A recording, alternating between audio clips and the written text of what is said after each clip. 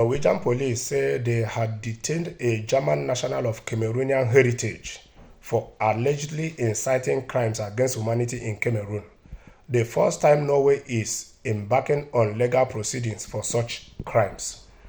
Oslo, Norway. Norwegian police said on Wednesday that they had detained a German national of Cameroon heritage for allegedly inciting crimes against humanity in a war-torn Cameroon, the first time Norway was embarking on legal proceedings for such crimes. The man, who is in his 50s, lives in Norway but has not been named.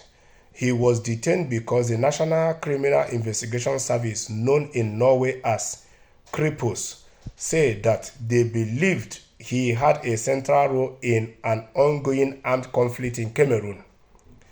Anita Berger, the prosecutor in the case, said, "We are in an early phase of the investigation and there are several investigative steps that remain.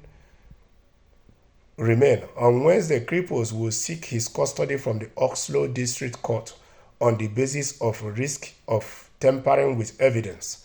For the past 7 years, a protracted armed conflict known as the Anglophone crisis has devastated communities across the West African country's two English-speaking regions, officially called Northwest and Southwest, as armed separatists clash with government forces.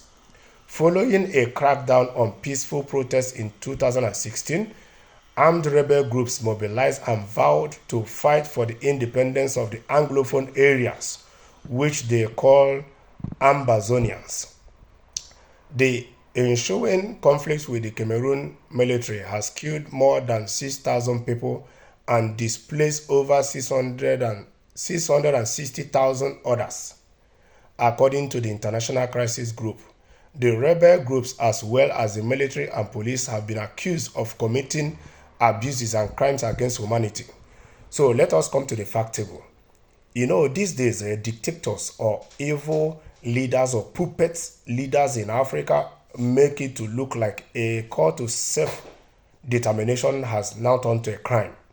But what they fail to admit is that it is their lack of failure to include those people in every ramification to make sure that the developments in the country are well distributed to every communities, every tribes, and every citizens of that country. It's what is leading in most cases for people to rise up and want to live. And when people rise up and want to live and be on their own and maybe use their own resources to develop their own place when they are on their own, the government will now criminalize them. And sometimes it's even funny that external forces are supporting some of these people that are being marginalized for them to leave those countries because of what they are going to benefit from them. At least we can see it is playing out in Sudan. South Sudan left Sudan since 2011. Up to now, there's no election. Election was supposed to be held in December. They cancelled it. We can see that over 1 year and now, that country has been under war.